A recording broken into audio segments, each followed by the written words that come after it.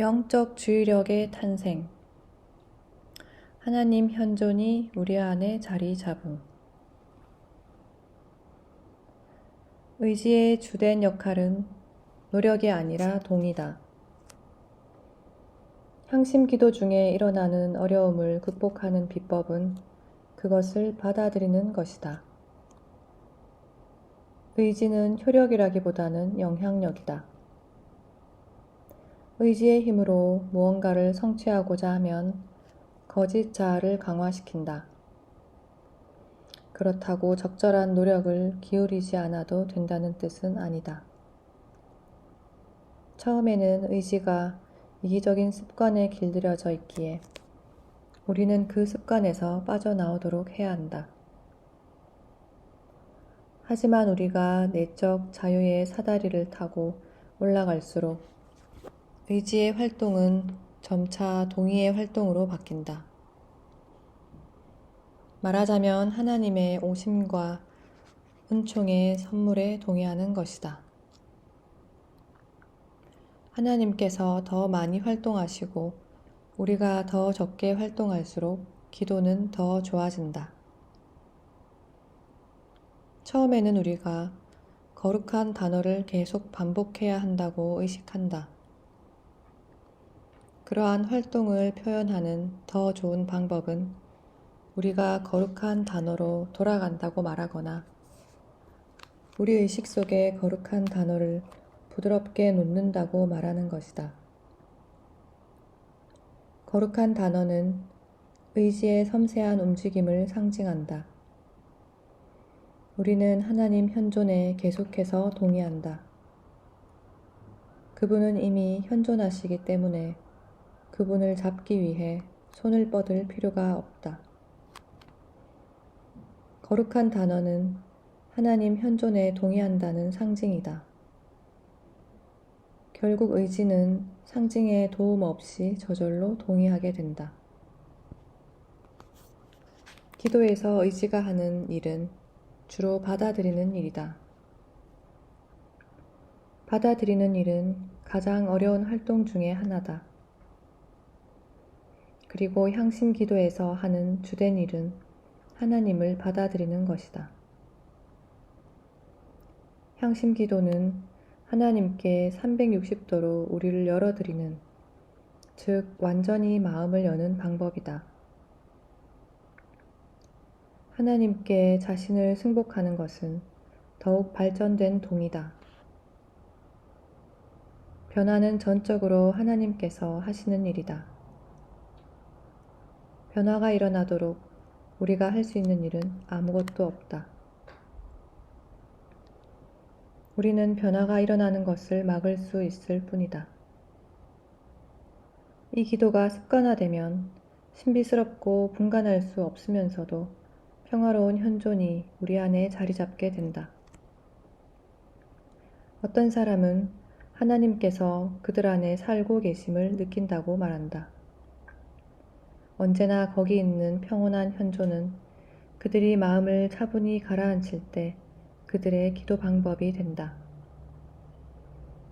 우리는 처음에 기대감과 선입견을 지닌 거짓 자아를 기도 속에 데려온다. 이것이 우리가 이 기도를 가르치면서 노력이라는 말에 대해 이야기하지 않는 이유다. 미국의 직업윤리에서는 노력이라는 말을 애쓴다는 말로 해석한다. 애쓴다는 것은 보통 무언가를 얻기 위해 힘쓴다는 뜻을 내포한다. 그것은 향심 기도의 성장에 필요한 수용성의 기본적 태도를 희석해버린다. 수용성, 받아들이는 일은 활동이 없다는 것이 아니다. 이는 실제 활동이기는 하지만 일상적 의미의 노력은 아니다. 만일 그것을 노력이라고 부르고 싶다면 다른 종류의 노력과는 완전히 다르다는 점을 염두에 두자. 그것은 단지 절대 신비를 기다리는 태도다. 당신은 그것이 무엇인지 모르지만 믿음이 정화됨에 따라 그것을 알고 싶어 하지도 않게 된다. 물론 어떤 의미에서는 죽도록 알고 싶어 한다. 하지만 인간의 기능으로는 도무지 알 수 없다는 것을 깨닫게 된다. 따라서 무언가를 기대하는 일은 소용없다. 당신은 무엇을 기다리는지 알지 못하고 알 수도 없다. 이 기도는 미지의 세계로 들어가는 여정이다. 이는 모든 구조, 심리적 안전장치, 심지어 자아의 버팀대로 작용하는 영신 수련마저 벗어나 예수님을 따르라는 부르심이다. 그것들이 거짓 자아 체계의 일부이거나 그 영향 아래 있는 한, 이런 것들은 뒤에 남겨둔다. 겸손은 자기를 잊는 것이다. 자기를 잊는 것은 세상에서 가장 어려운 일이지만 노력으로 되는 것은 아니다. 오직 하나님만이 우리의 거짓 자아를 끝장내 주신다. 거짓 자아는 착각이다. 그것은 우리가 누구이며 세상이 무엇인지 인지하는 방식이다. 예수님께서는 나 때문에 제 목숨을 잃는 사람은 목숨을 얻을 것이다 라고 말씀하셨다. 그분은 이렇게도 말씀하셨다. 누구든지 내 뒤를 따라오려면 자신을 버리고 제 십자가를 지고 나를 따라야 한다. 예수님께서는 어디로 가고 계시는가? 그분은 하나님이자 사람이신 당신 자신마저 희생되는 십자가를 향해 가고 계신다. 그리스도인들에게 그리스도와의 인격적 일치는 하나님과의 일치에 이르는 길이다. 하나님의 사랑이 나머지 여정을 보살펴 주실 것이다.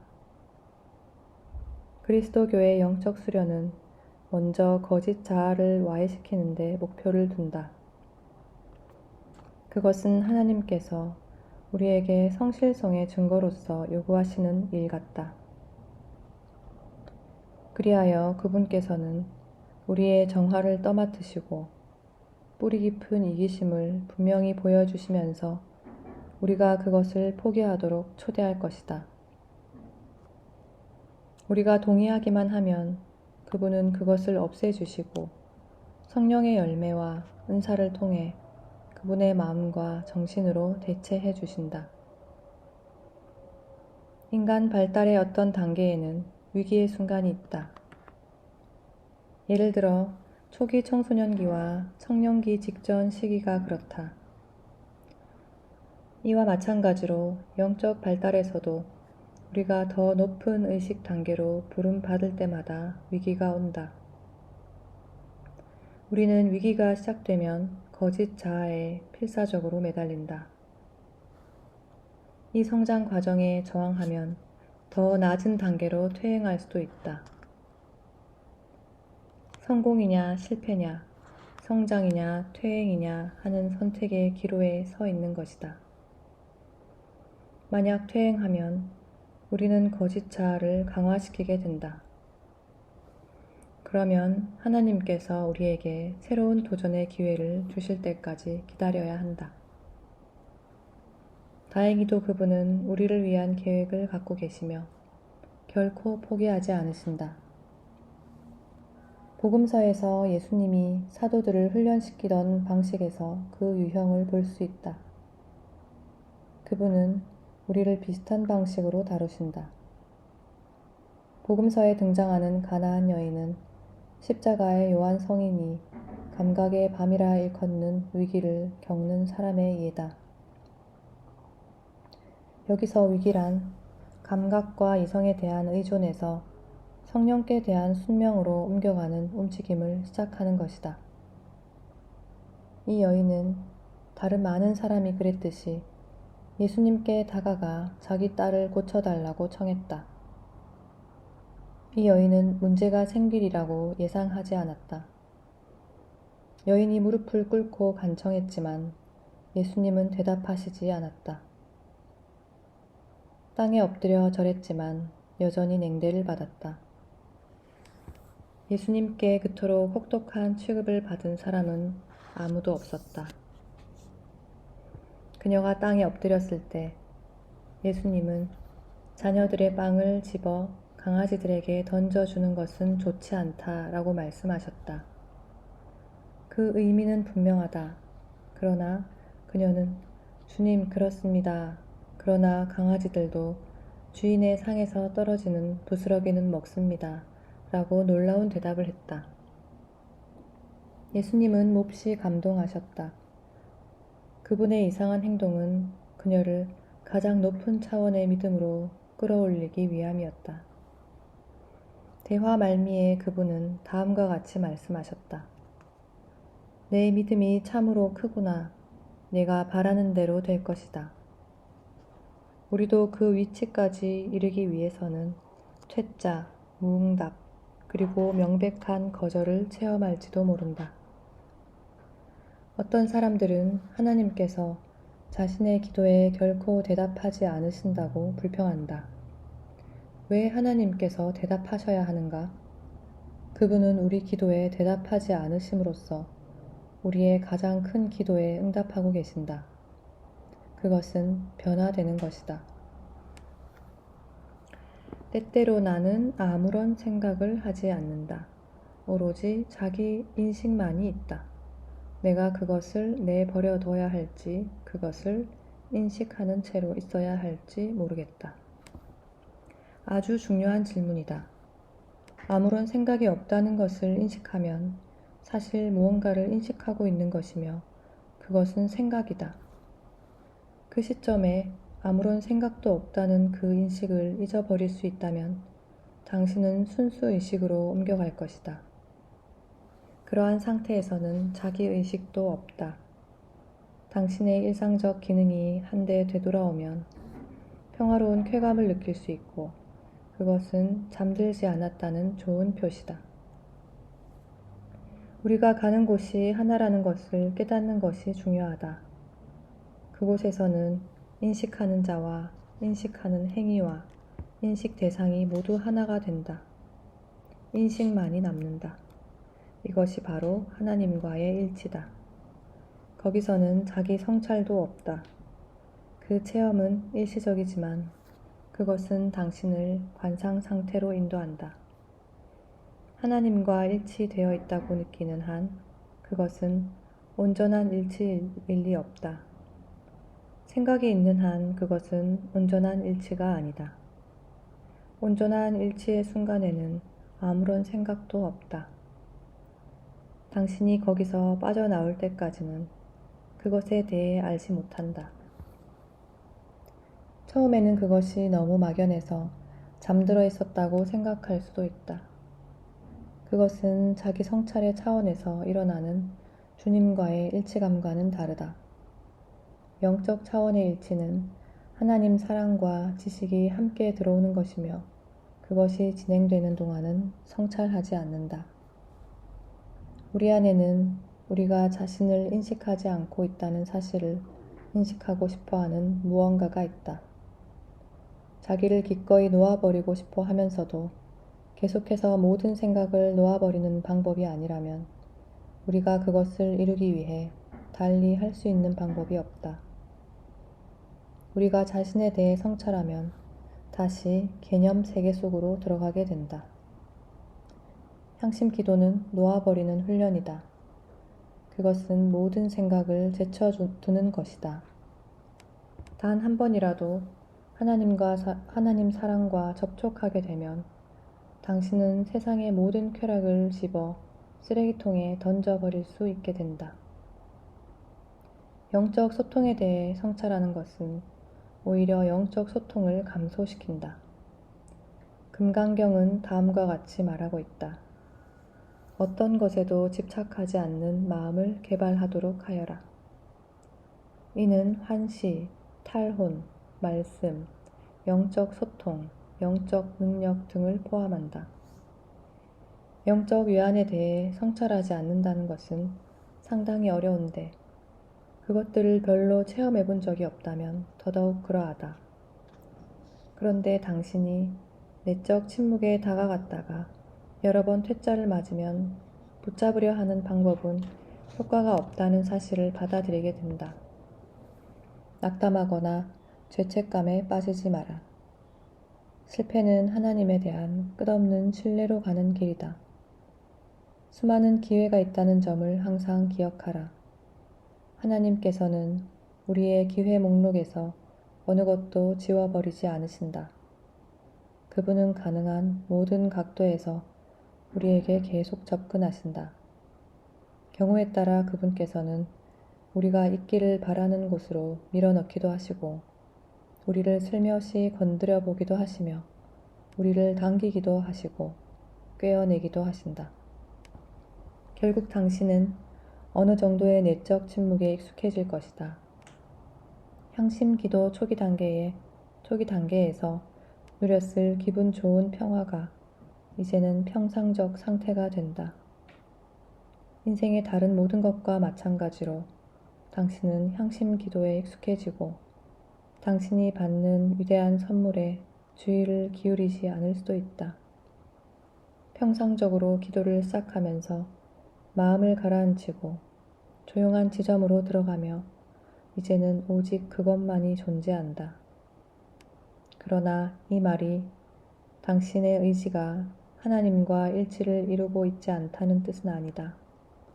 많은 생각이 지나가더라도 당신이 그것들에 끌리지 않으면 당신은 깊은 기도 중에 있었다고 믿어도 된다. 향심 기도는 기도 시간 외에 나머지 삶과 어떤 관계가 있는가? 기도 중에 확립된 일치는 나머지 삶과 통합되어야 한다. 하나님의 현존은 인생 전체에서 일종의 네 번째 차원이 되어야 한다. 우리의 3차원 세계는 가장 중요한 차원, 즉 존재하는 모든 매 순간 나오고 되돌아가는 그 차원이 빠졌기 때문에 참된 세계가 아니다. 이는 무성 영화에 소리를 덧붙이는 것과 같다. 화면은 똑같지만 소리를 입히면 그것을 더 생생하게 만들어준다. 관상 상태는 향심 기도가 한 차례 혹은 여러 차례의 체험 속에서 지속적인 의식 상태로 옮겨갈 때 확립된다. 관상 상태는 우리가 휴식과 활동을 동시에 할 수 있게 해주는데 이는 우리가 휴식과 활동의 공동 원천에 뿌리를 내리고 있기 때문이다. 어떤 사람들은 하나님과의 일치를 잠시 체험했다가 그것을 얼마 동안 잃어버리고는 다시 되돌아가기도 한다. 하나님께서는 우리를 영성생활의 어떤 지점에서도 출발시키실 수 있다. 당신이 다른 사람보다 먼저 출발했다면 다시 출발선으로 되돌아가야 한다. 어떤 사람이 5, 6세에 환시를 보았다고 해서 그가 운이 좋았다고 생각하지 마라. 이 사람들 역시 어린 시절의 정서 프로그램을 무너뜨리기 위한 투쟁을 계속해 나가야 한다. 이 프로그램은 하나님께서 일시적으로 잠재우신 것일 따름이다. 그러나 그런 사람들이 가진 큰 장점은 자기 삶에서 빠진 것이 무엇인지 그리고 하나님 이외에 그 어떤 것도 그들을 만족시키지 못한다는 것을 체험으로 안다는 것이다. 그렇다고 그들의 길을 부러워하거나 우러러 보는 것은 잘못이다. 우리는 하나님과의 일치에 도달하기 위해 필요한 모든 것을 다 가지고 있다고 믿어야 한다. 어떠한 기대도 방해가 되는 이유는 그것이 일종의 집착이고 지배 욕구에서 나오는 것이기 때문이다. 감각과 영적 위안을 둘 다 놓아버려라. 하나님의 사랑이 당신 안에 흘러 들어오는 것을 느낄 때 그것은 일종의 일치인데 이는 당신이 인식하는 일치이다. 그러므로 그것은 온전한 일치가 아니다. 영적 위안은 너무나 좋아서 인간 본성은 그것이 다시 오기를 갈망한다. 우리는 가만히 앉아 있으려 하지 않고 그것이 없다고 억지를 부린다. 그리고 온 힘을 다해 그것을 붙잡으려고 애쓰면서 소리친다. 내가 여기에 어떻게 도달했는지 기억할 수만 있다면 당신이 그러한 열망으로 움직이는 한 여전히 하나님을 지배하려고 애쓰는 것이다. 하늘이 열리고 예수님께서 성부 오른편에 앉아 계신 것을 본다 할지라도 그것을 잊어버리고 거룩한 단어로 돌아가라. 영적 소통은 당신이 그것을 성찰할 기회를 갖기도 전에 그 목적을 순간적으로 성취한다. 당신이 그 영적 선물에 대해 다시는 생각하지 않더라도 그 선물이 주는 유익을 온전히 다 받은 것이다. 영적 선물을 놓아버리는 것이 그것을 받아들이는 최고의 방법이다. 초연해질수록 더 많이 받아들일 수 있다. 혹은 더 잘 받아들일 수 있게 된다. 우리가 체험할 수 있는 가장 감미로운 것을 놓아버리기 위해서는 많은 용기가 필요하다. 기도할 때 위로와 황폐함, 내적 침묵과 생각의 폭발, 하나님 현존과 하나님 부재의 현상이 왜 교대로 일어나는가? 하나님과의 관계에서 일어나는 교대 현상은 우리가 사랑하는 사람의 현존 혹은 부재와 다르지 않다. 아가서에서 하나님은 연인에게 하듯이 영혼을 쫓아다니는 것으로 묘사된다. 교부들은 다음 구절을 좋아했다. 그이의 왼팔은 내 머리 밑에 있고 그이의 오른팔은 나를 껴안는답니다. 그들의 해석에 따르면 하나님께서는 우리를 양팔로 안으신다. 왼팔로는 우리를 낮추시고 잘못을 고쳐주신다. 오른팔로는 우리를 들어올리시고 그분께 사랑받는다는 확신을 갖도록 위로해 주신다. 주님께 온전히 안기기를 바란다면 당신은 두 팔을 모두 받아들여야 한다. 정화를 위해 고통을 허락하는 팔과의 일치의 기쁨을 가져오는 팔을 다 받아들여야 하는 것이다. 육체적 고통을 느끼거나 심리적 투쟁에 휘말려 있으면 하나님께서 당신을 특별히 꽉 껴안고 있다고 생각하라. 시련은 타오르는 사랑의 표현이지 거부의 표현이 아니다. 하나님 부재로 인한 괴로움은 종종 하나님과의 일치 체험으로 보상된다. 그리스도와의 일치에 대한 갈망이 클수록 그분께서 달아나는 것처럼 보일 때 더 고통스럽다. 하나님의 사랑이든 인간적 사랑이든 사랑은 당신을 약하게 만든다. 진정한 연인은 포옹을 위해서가 아니라 그들 자신을 위해 사랑받고 싶어 한다. 하나님과의 관계에서도 마찬가지다. 그분은 당신 자신을 위해 부재와 현존 체험에 상관없이 사랑받기를 원하신다. 우리의 심리적 체험과는 상관없이 성령께서는 부재와 현존이 교차하는 체험을 통해 우리가 하나님을 있는 그대로 사랑하도록 가르치신다. 이런 자유는 영적 여정을 안정시킨다. 거룩한 사랑의 관점에서 고통은 기쁨일 수 있다. 그것은 사랑하는 이를 위해 자신을 완전히 희생하는 방법이다. 그것은 여전히 고통이지만 일상적인 고통과는 다른 속성을 가지고 있다.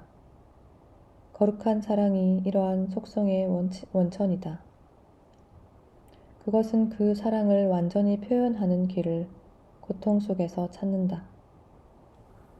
다른 방법으로는 불가능할 것이다. 십자가에 못 박히신 예수님은 우리 각자에 대한 크신 사랑을 하나님이 표현하시는 방법이다.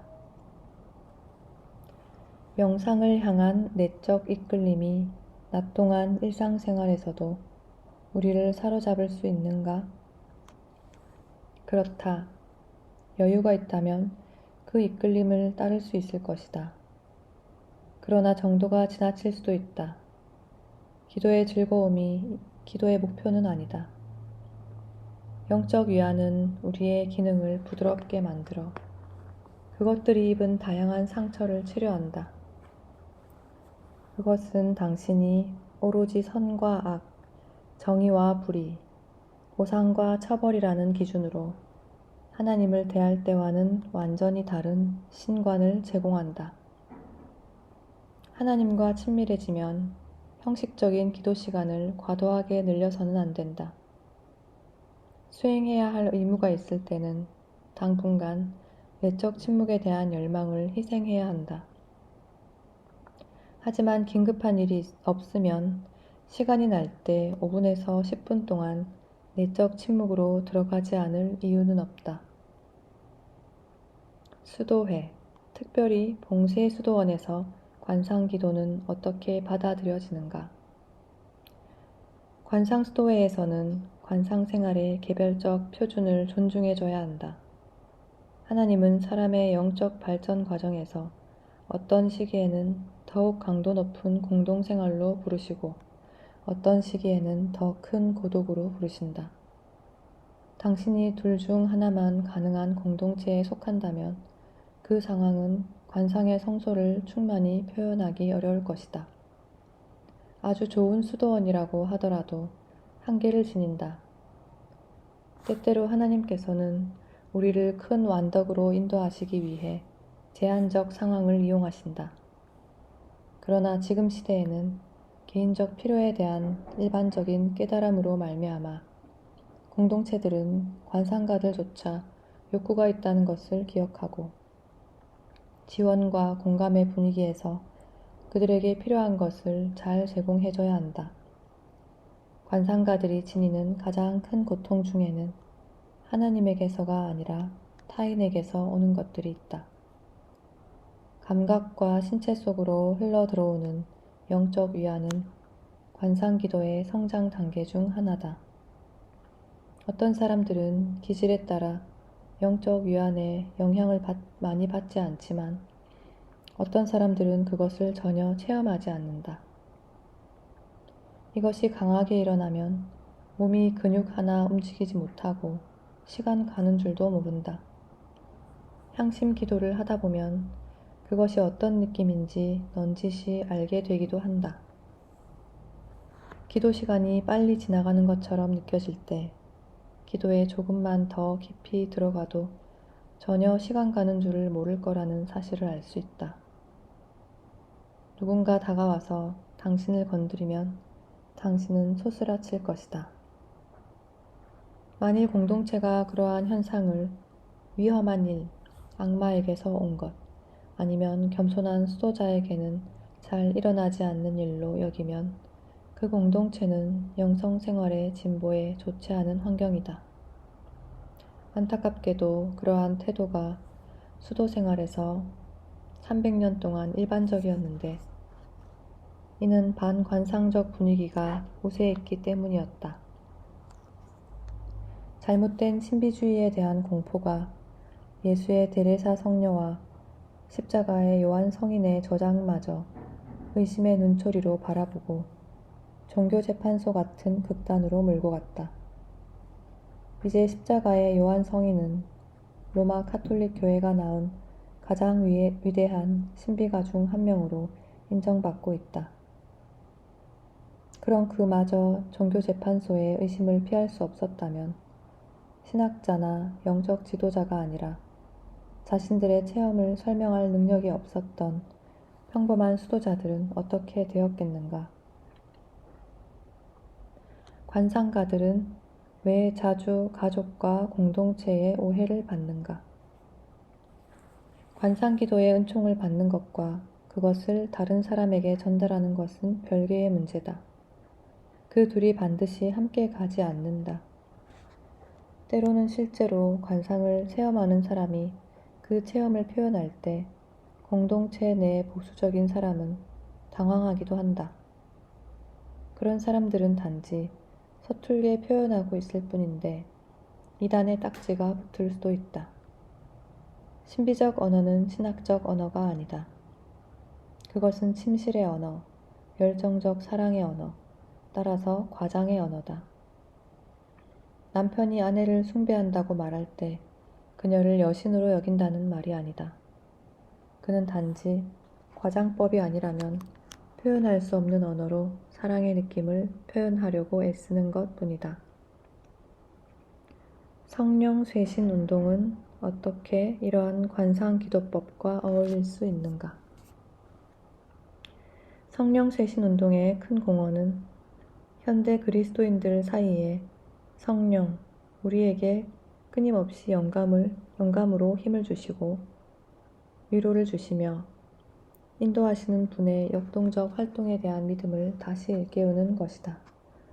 그 운동 덕분에 바오로 서간과 사도행전에 묘사된 초대 그리스도교 공동체의 자발성이 오늘날에 재발견되었다.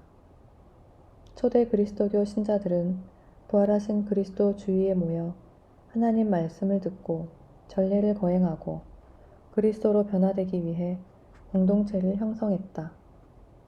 이런 모임들 안에서 성령의 현존이 은사를 통해 확연히 드러났다. 신령한 언어의 은사는 개별 신자들을 격려하기 위해서 주어진 것으로 여겨졌고, 따라서 공적 전례 안에서 그것을 사용하는 것은 제한되었다. 신령한 언어를 해석하는 은사, 예언의 은사, 치유의 은사, 가르침의 은사, 지도하는 은사, 그리고 또 다른 은사들이 여러 지역 공동체의 영적, 물질적 필요를 충족시켜 주었다. 그리스도교 관상 전통의 성장에서 드러나는 성령의 계속된 활동이 성령 쇄신으로 되살아난 성경 모델에 통합되어야 한다. 나는 성령 쇄신 운동에 깊이 참여해서 깊은 영적 체험을 하고도 그것이 무엇인지를 몰랐던 사람을 알고 있다. 그의 본당 신부도 마찬가지였다. 이 사람은 봉쇄 수도원에서 관상 수도 생활을 하는 한 수녀를 만나서 이런 말을 들었다. 걱정하지 마십시오. 그것들은 원래 그런 것입니다. 그 수녀는 그에게 적절한 신비서적을 알려주고 계속해서 그에게 가르침을 주었다. 성령 쇄신 운동에 참여하는 사람에게는 그 사람이 운 좋게도 받을 수 있었던 것, 즉 그리스도교 관상 전통을 아는 사람의 도움과 가르침이 필요하다. 성령 쇄신 운동은 지원 공동체와 개인적 기도 체험을 위해 오늘날 그리스도인들이 필요로 하는 것을 다룬다. 이른바 성령 세례라고 하는 것은 아마 그 모임을 열정 혹은 우리가 모르는 다른 요인에서 비롯된 일시적인 신비적 은총일 것이다. 신령한 언어의 은사는 비개념적 기도의 초보적 형태다. 당신이 무엇을 말하는지 모르기 때문에 당신이 말하는 내용을 생각할 수가 없다. 몇 년간 하나님 찬미 노래를 부르고 함께 기도하고 신령한 언어로 말하고 예언한 다음에 당신은 어디로 가는가? 갈 데가 한 곳 있다. 모임 속에 침묵의 시간을 도입할 때일 것이다. 이제는 구성원들이 관상적 형태의 기도로 옮겨갈 준비가 완전히 되었기 때문이다. 그 모임에 침묵이 도입되면 그 운동은 더 많은 사람을 받아들일 수 있을 것이다.